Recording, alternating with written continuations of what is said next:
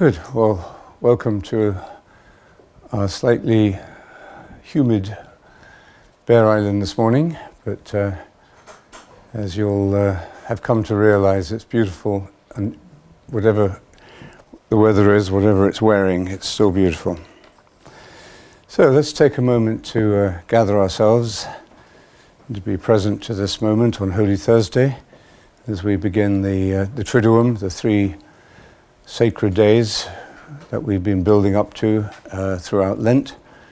So as we begin it today, let's take a moment of quiet to be open to the mystery that we are entering.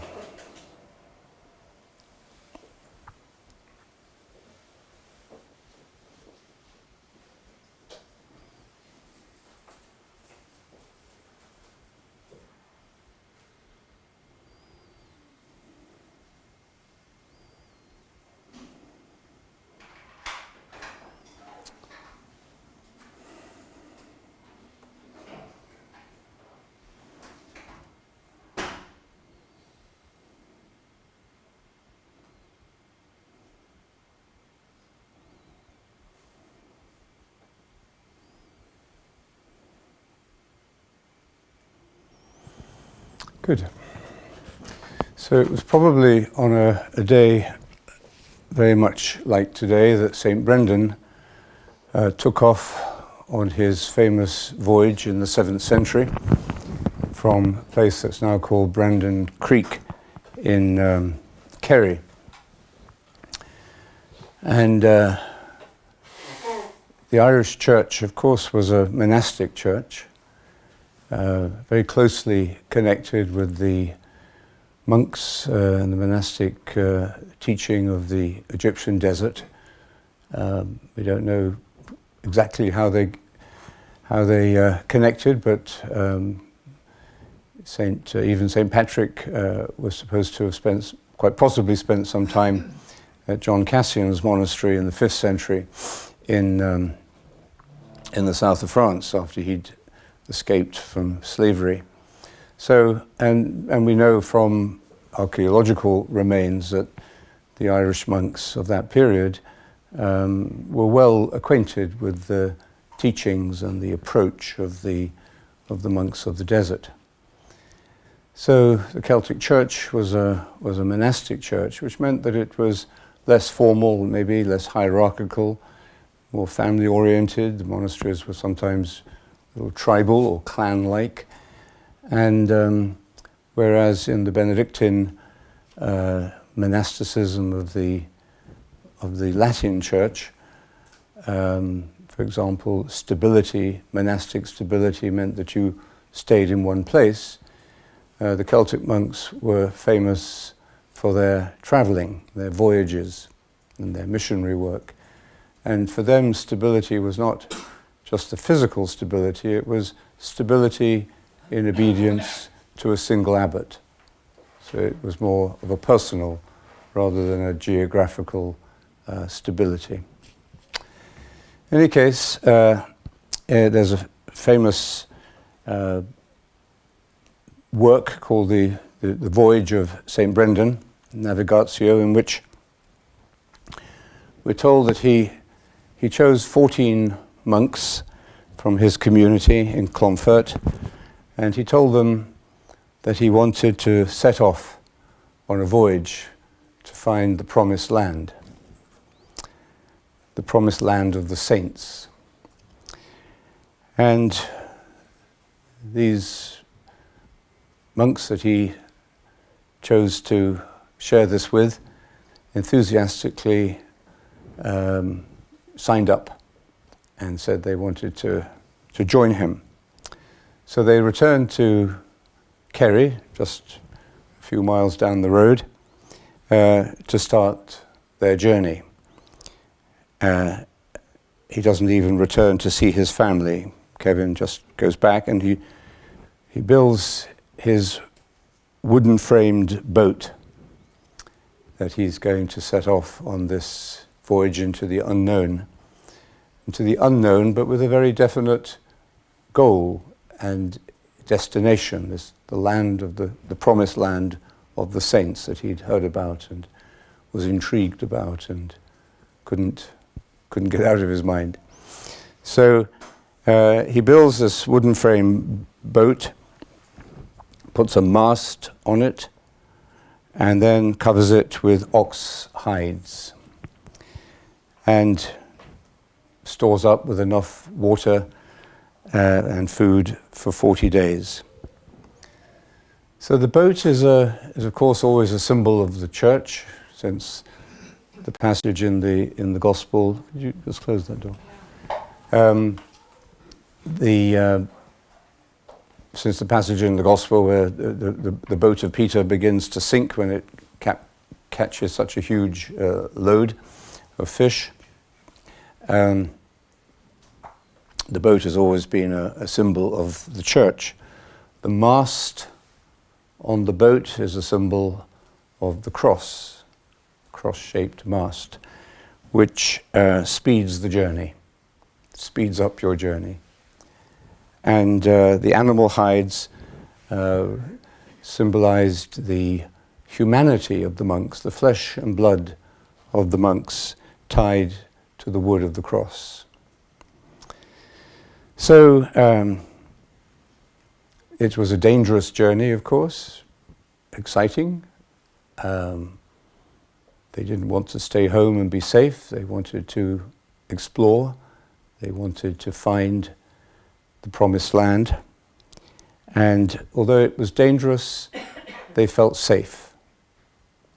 They felt, Lord, save us as we perish, as Peter says to Jesus when he's sinking, when his faith fails him and he begins to sink as he's walking across the water to Jesus, Lord, save us. So it's dangerous, it's risky, it's uncertain, but it's fundamentally safe. So they sail for 7 years, and actually they go round and round in circles, which symbolizes the life of prayer and the monastic cycle of regular prayer. And they celebrate the major feasts in the same place every year.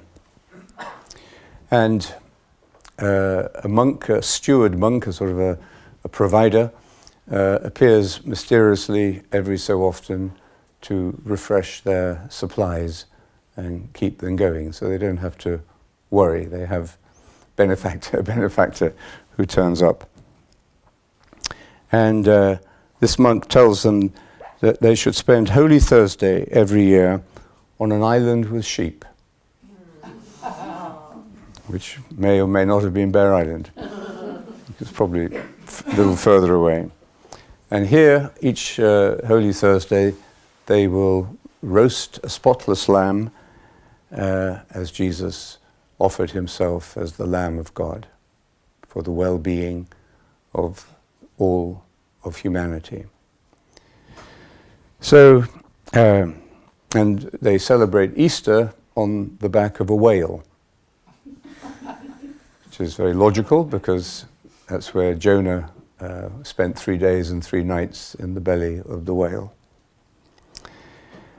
There's a description in the voyage of the island of the birds, and the birds are singing birds, and they sing all the offices of the monastic day, morning prayer, midday prayer. They sing all these because they are in fact the angels who were not affected by the fall of creation. So all of these elements of the story reflect that deep love of nature and sense of affinity with nature that is part of the Celtic monasticism and the Irish imagination and poetry. Nature, even when it was rough, even when it was dangerous or the weather was bad, was fundamentally good and friendly. And humanity had a relationship with it. We are part of it. We humanity is woven in to all of the other kinds of natural life. And the whole of creation is held in a meaningful way and given meaning by the divine presence, which manifests itself in the human, but also in the birds, or in the weather, or in just the physical reality of the world. So eventually, after this long circular journey, they return home. And they didn't discover the promised land of the saints. I think they found something, but it was a bit disappointing. So they came home, but then they recognized that the paradise they had been looking for was home. They returned and recognized the true identity of their own starting point. So the voyage, in a way, seemed a bit pointless, but at least it occupied them and gave them adventures. And of course, it wasn't really pointless, because it made them realize, as meditation does, if we approach meditation in the right way, that what we are looking for is here and now. That the kingdom of heaven is within us and among us. It's within us in our solitude, in the stillness and silence of the inner room, but it is also in our relationships with one another, worked out and celebrated and revealed in the way we live together. So the voyage wasn't really pointless, because it was necessary. It was necessary in order to come to that enlightenment, to that awakening, which they had no doubt heard before, but only fully understood or verified in their own experience after they had been through these adventures. Which reminds us perhaps of what I was saying the other day, the Buddha's remark when he was asked, what have you got out of meditation? And he said, nothing, but I've lost a lot. So a story like this, and I think many of these parables and allegories and so on, these fables, point to the same thing, that it's about cleansing the doors of perception rather than finding something that wasn't there before, or confecting or creating something out of nothing. It's really about purifying the eye of the mind and the eye of the heart so that we can see what is truly there. Purifying the heart, happy are the pure of heart, for they shall see God. In the mystical tradition, the human being has three eyes, or three ways of perception. We have our physical vision, which means that although we can see things as they are, gather data, make objective judgments, what we see is always outside of us. There's always a distance between me and you when we look at each other. Of course, that's an important connection, and we can get to know each other through this way of perception, but it's limited. The eye of the mind, on the other hand, allows us to see more than what is on the surface of visual or physical perception. It allows us to see the person, the meaning, the inner reality, the inner life of what we are looking at.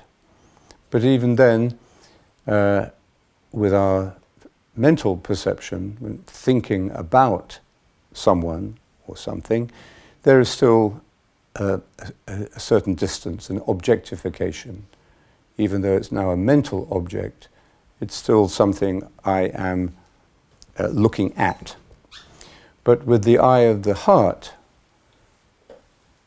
we transcend this duality, this subject-object division, and we see the other as we are seen by the other.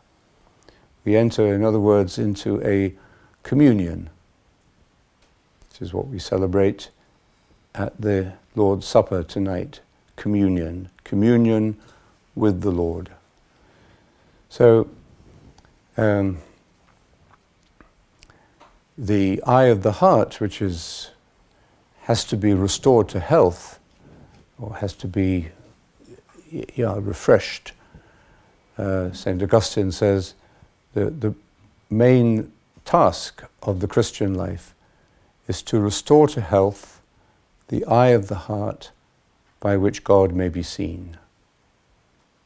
So that's the main purpose of all of our practices, our prayer, our meditation, our sacraments, our scripture, our retreats. That's what it's all about, ultimately. And this is also pointed at, I think, in one of the documents of the Second Vatican Council on the liturgy, when it says something I think hasn't yet sunk into the mind of most parishes, which is that the purpose of the liturgy is to develop in the people of God, that's everyone, a contemplative orientation. So there's one reason why we go to church, and that is so that we can live a more contemplative life. That's the purpose of it. So the eye of the heart then is this spiritual vision in which we are no longer objectifying, but we are participating, we are in communion. We're not just communicating, we are actually already in communion. And out of this experience of communion comes the reality of community. So we communicate, we exchange, we send text messages, we write books, we have talks, we go to meetings, we share ideas,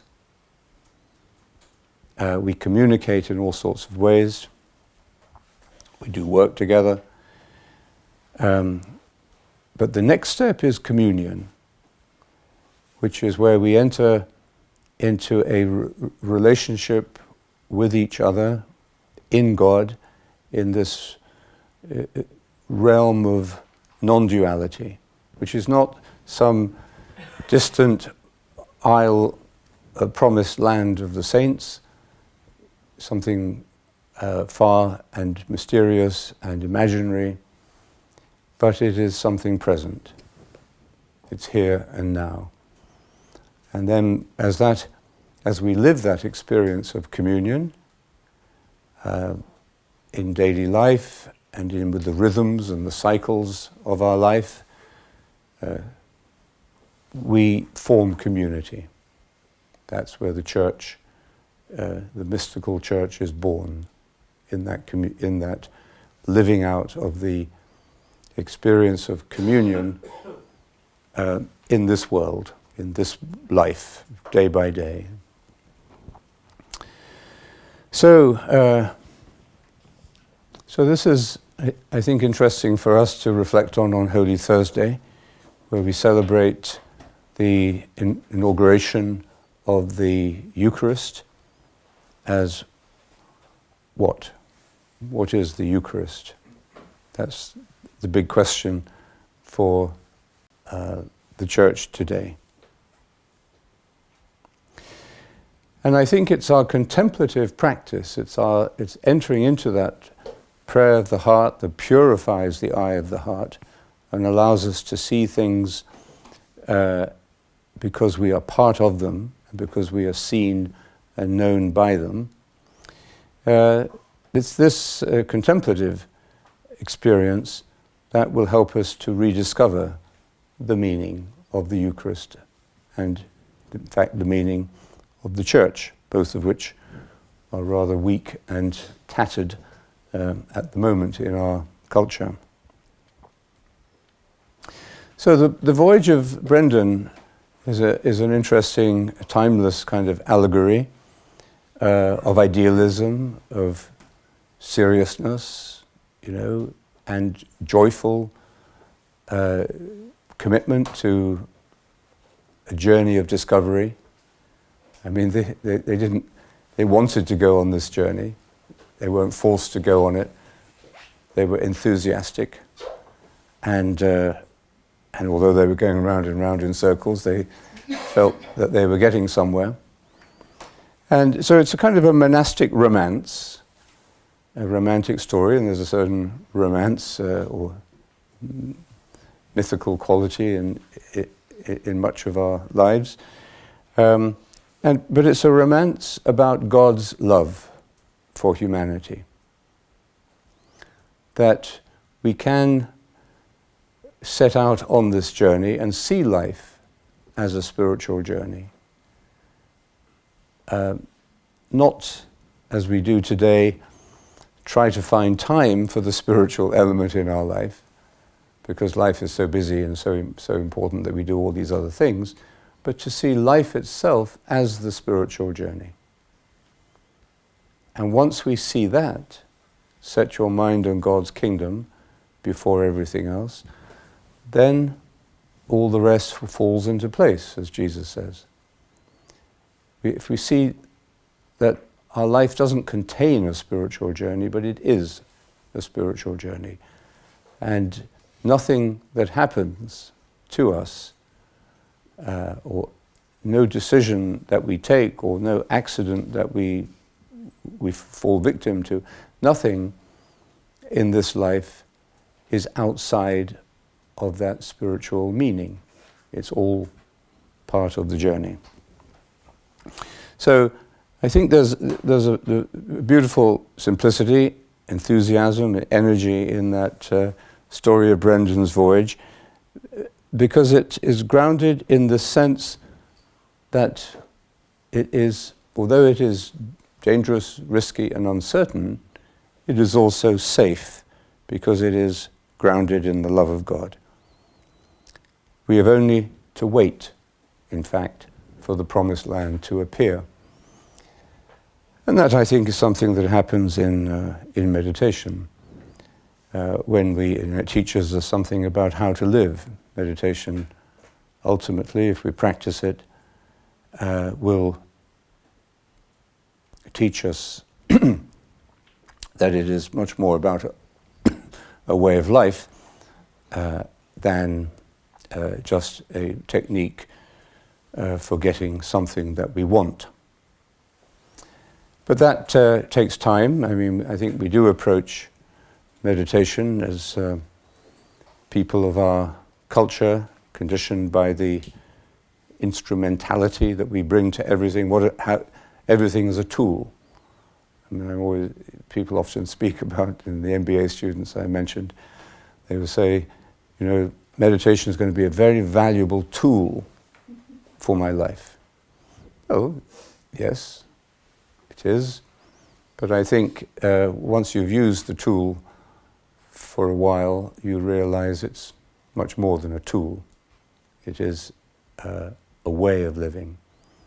The way you pray is the way you live, according to the early Christians.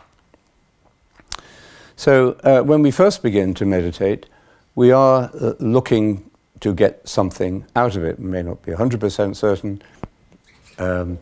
If you're a religious person, you want to get a better experience of God, or you want to get some answers to your questions, or you want to, solve your problems in a God-centered way. If you're not religious, you're maybe better off because you'll just be focusing on the side effects, the benefits of meditation. But even then, as those side effects begin to appear, you become calmer, less stressed, more attentive, and clearer in your way of seeing the world and relating to people, as you see the fruits of meditation, you begin, to see what you didn't see before, and your world is beginning to expand. Religious people often have more difficulty when they come to meditation for the first time, because they have to let go of something. They have to move, as John of the Cross describes, we have to move through this night of the senses to let go of to let go of another kind of instrumentalism, where we turn prayer in our imagination into a way of controlling God or influencing God, or maybe just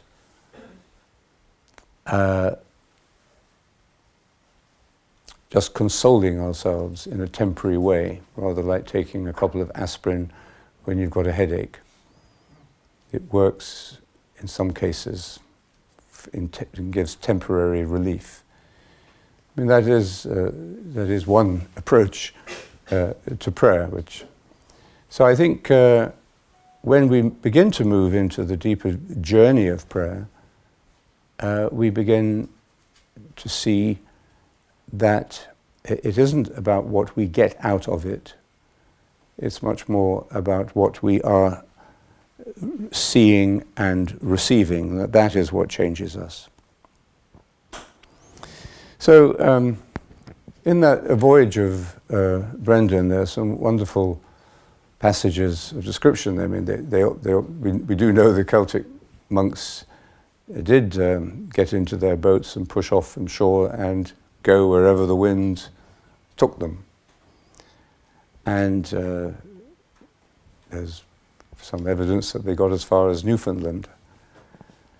And so there's a wonderful description of probably the volcano in the southern part of Iceland, which was erupting. They'd never seen anything like this, so they saw this in their magical, mythical perception. There's another passage where they are sailing through the fog, and then they suddenly see this huge crystal cathedral.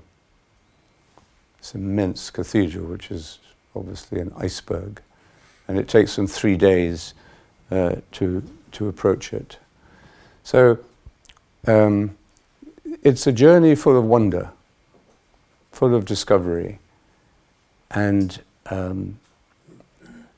it's the unknown aspect of it which allows us to be open to what we will come to recognize and know for the first time when we come home. But the wonder of the journey is that the voyage is that even though the promised land isn't out there, the journey there develops in us a sense of wonder and gratitude and excitement about the mystery of life. So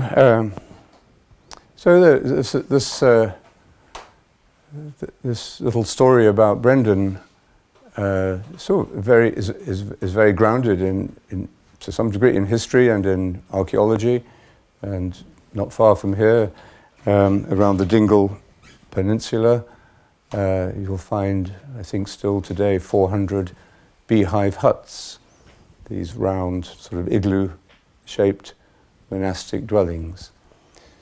So it's an ancient story from a different world and a different pre-scientific world, a world in which, but it's a world that has still something important to teach us. When we start on the journey of meditation, we have perhaps many demands and expectations. We're impatient.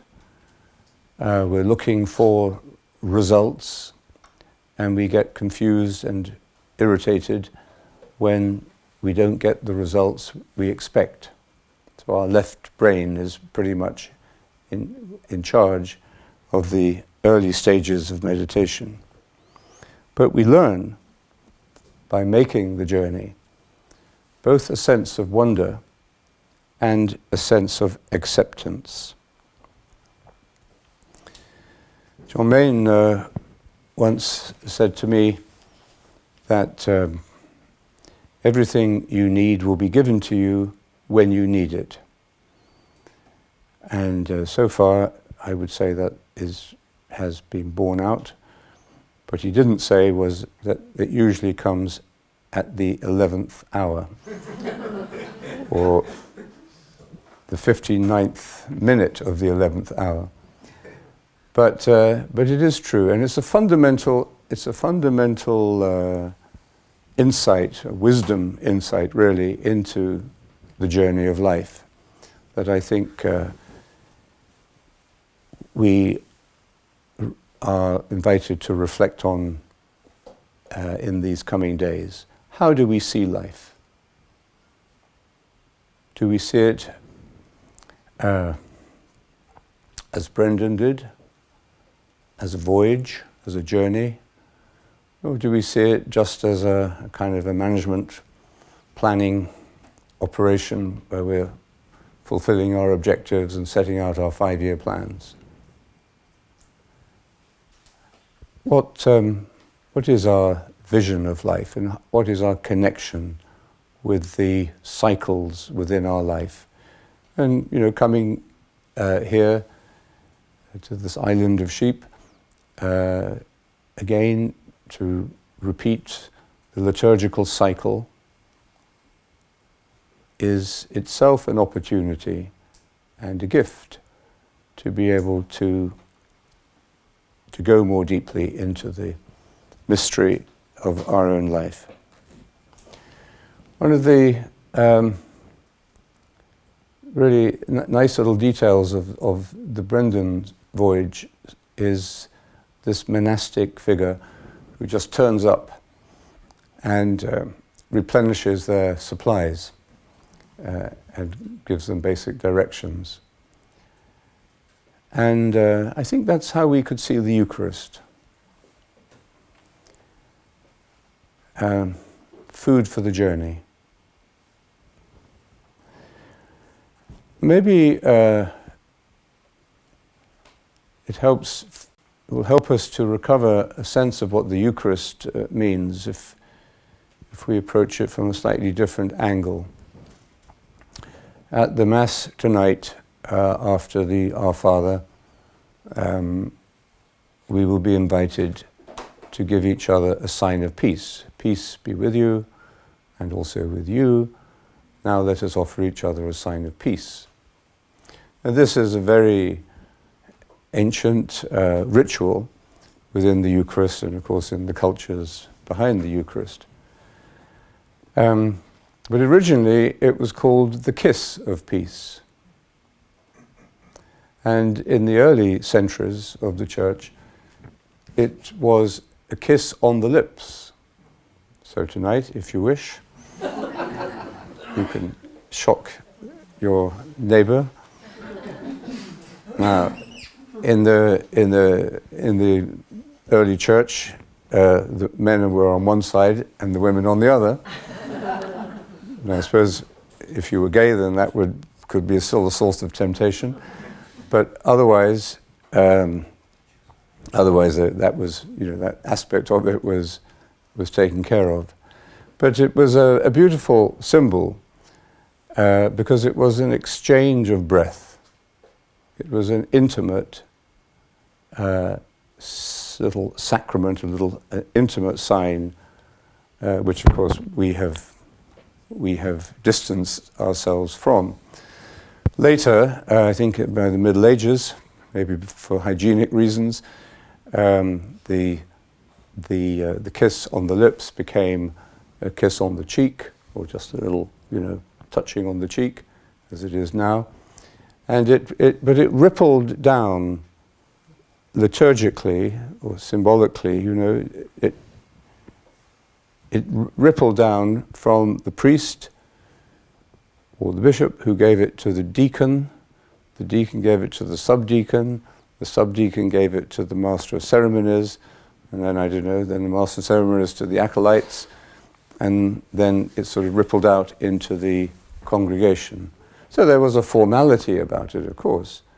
It wasn't a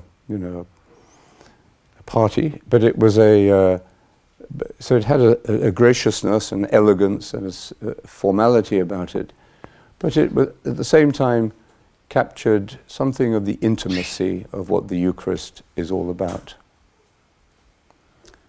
The kiss of God, the osculum Dei, kiss of God. So it was also called the Holy Kiss, and I think there are 5 or 6 references in the New Testament to greet each other with a holy kiss. St. Peter says the kiss of love. So it was a very tangible and normal sign of communion in the Lord with each other. So this relationship again between communion and community. So now, as the other great kiss of this season is the kiss of Judas. Judas, who betrays Jesus with a kiss. So, but that doesn't diminish. It shows that we can use something intimate and precious and sacred in a dark way, as it is not intended. We can pervert its meaning, but that doesn't invalidate the integrity or the goodness of the sign in itself. So in the same way, I think even the Eucharist, over the years, the centuries, the Eucharist has become, a major source of division. And between Protestants and Catholics, the way it's celebrated or the way it's defined, the theology of the Eucharist, all of these things have become divisions. In some ways it's even became a division between the clergy and the laity.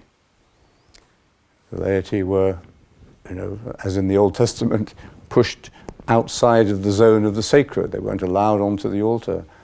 They weren't allowed to touch the sacred vessels of the altar.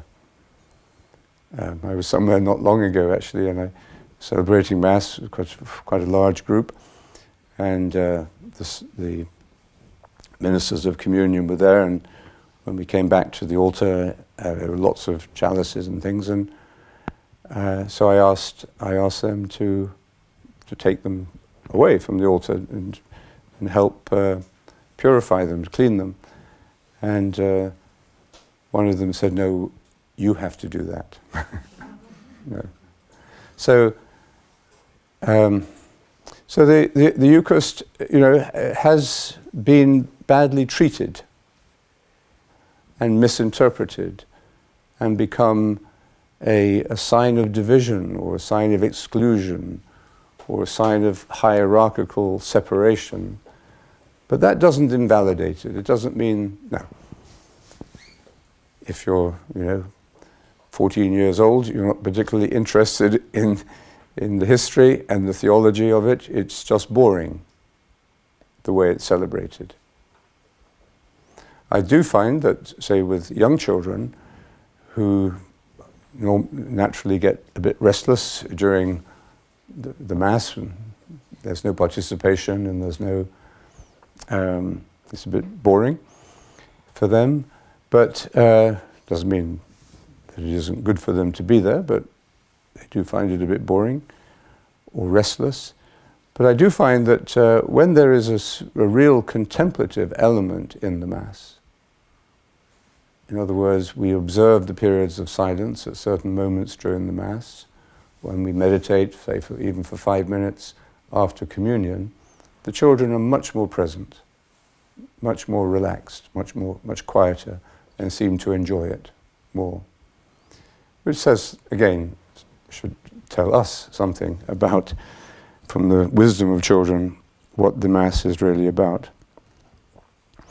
So the fact that we don't, on the whole, we're not able to celebrate it in most formal circumstances in church, with its full potential, nevertheless, we can't. It's like music. The music may be played badly, but it doesn't mean that you don't keep trying, or that you give up music altogether.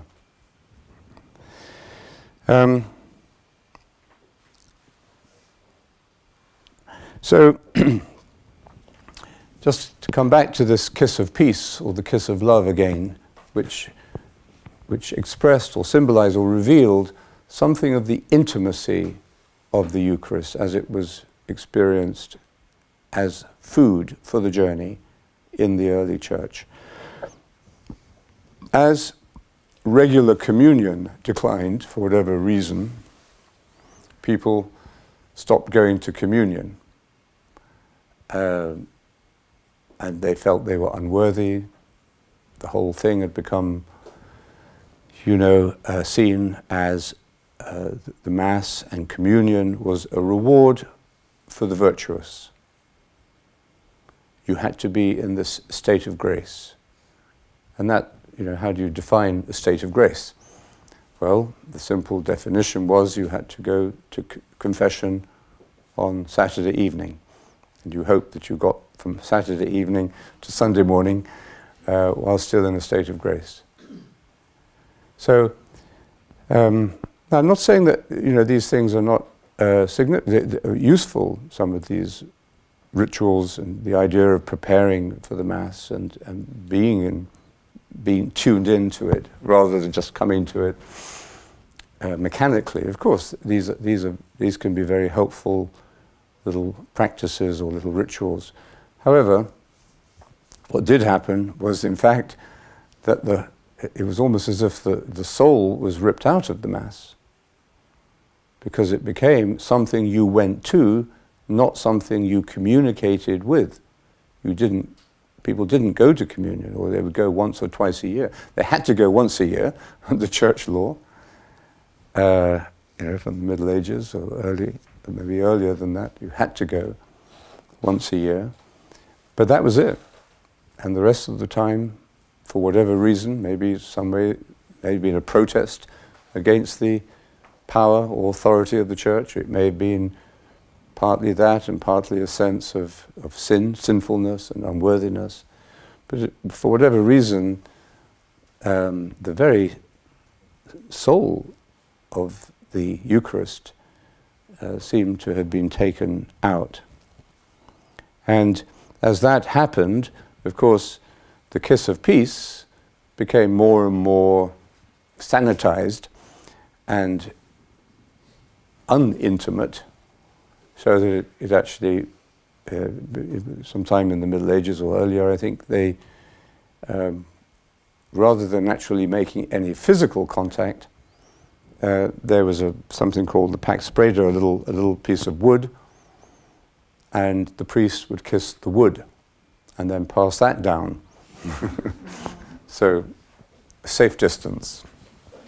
Okay. But it symbolized the loss of communion. The loss, and the communion comes about through physicality. The Eucharist is obviously a very corporeal, physical thing. You can't celebrate the Eucharist without bread and wine, even though the bread and wine are rather specialized, and on the whole, the bread doesn't look very bready, and the wine is kind of whatever it is, fortified wine. But nevertheless, it is physical, and we do consume it. And the sacramental sign is interiorized. It enters into our digestive system. We become what we eat. So,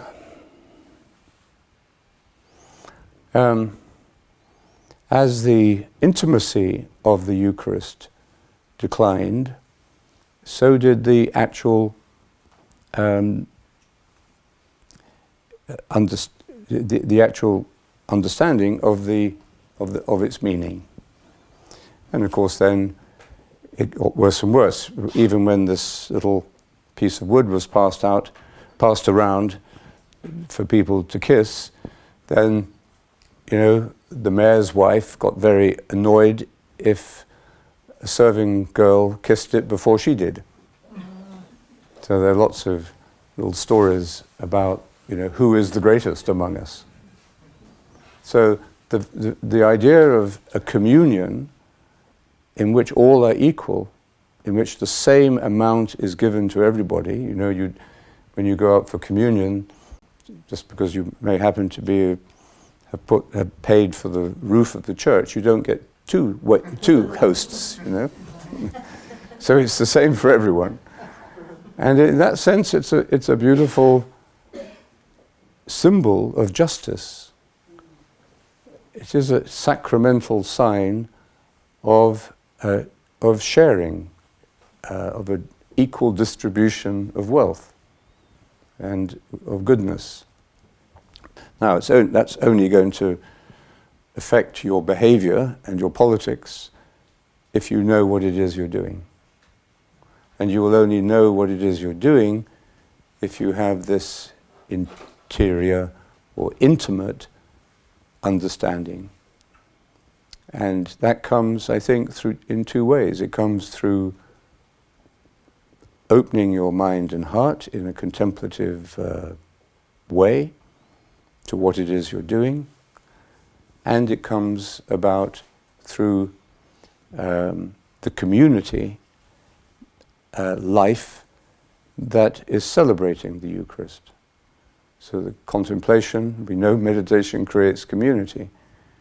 So there is a real connection here between contemplation and communion and community, and to the consciousness of those Christians when they go back to work or when they go and raise their families. There is a real potential for a real relationship there. If not, the Eucharist just becomes a kind of a cultic identity. It just makes you are a Catholic or a Presbyterian or an Anglican or Church of Ireland or whatever it is. You just define yourself in this sectarian way, but there's no real experience of a communion in the Lord that transcends these divisions. When we are able to celebrate the Eucharist as this food for the journey, as this gift to us, that's why the Eucharist means thanksgiving, literally. So you're grateful for a gift, but you're only grateful if you feel that it's a gift.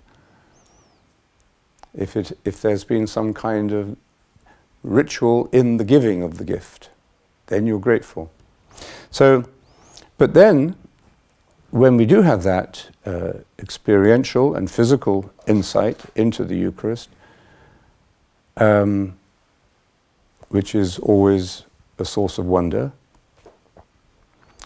the Eucharist becomes something that we don't celebrate out of a sense of obligation, but it's something we actually like to do. We may not do it every day, don't have to do it every day. But when we do it, or when we want to do it, or when we feel called to do it, it will be something we are grateful for having. So then we will see that it is both a cosmic liturgy, like the vision of nature that the Celtic monks had, that there is something happening in all levels of nature, the singing of the birds, or the playing of the sheep and the lambs. There's something in nature that expresses this praise and gratitude. So there's a cosmic liturgy aspect to it. There's also a sense of it being a local. It's both cosmic and local, because we celebrate it usually, locally with our neighbors, with our friends. So it has a domestic, local quality to it, and it's also earthy. It also we can't celebrate it without being reminded that the bread, even if it looks rather unbready, that the bread is the work of human hands. The human hands may be an order of Carmelite nuns, who make this for their living, make the host for a living, but it's the work of hands. And the wine is the fruit of the vine. It has actually been picked and pressed and bottled. Okay. So, if we come back to that monastic steward who turns up and helps St. Brendan and his companions to keep going, giving them supplies, giving them food for the journey. This is how we can see the Eucharist. And this was exactly how the early thinkers about the Eucharist conceived it. Not as an obligation, not as a sign of division, not as a reward for the just, but as a medicine. They called it the Medicine of Immortality. It was a healing. It was God's gift to us, giving us what we need when we need it. And it's this sense of receiving a medicine. You can be prescribed a medicine. 50% of patients don't comply with the prescription, don't take their medicine. It makes the medical world a very wasteful industry. So it's up to us to decide whether we take the medicine, but that is what it is. And of course we have to trust the medicine. But we can't trust it until we have taken it and seen how it works. So perhaps tonight, when we celebrate the Mass of the Lord's Supper, we can sort of go back to the starting line of our relationship to the Eucharist, and try and see it and experience it as if we were discovering it for the first time, as if we were on a journey and we come across it. We come across this steward who gives us what we need when we need it, and to open ourselves to the wonder of this gift, to the thankfulness that it can awaken in us, and to the healing that it can bring us.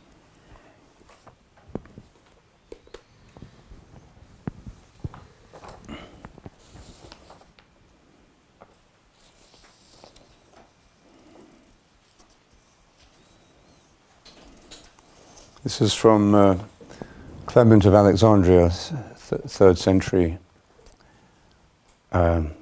teacher.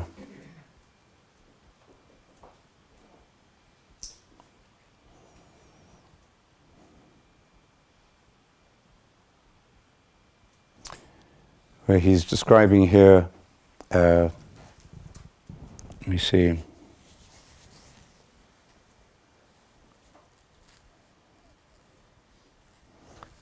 Talking about the strength, the Spirit and the Word. He says, the watered wine, we put water into the wine, nourishes in faith, while the other, the Spirit, leads us on to immortality. The union of both, however, of the drink and of the Word is what we call the Eucharist.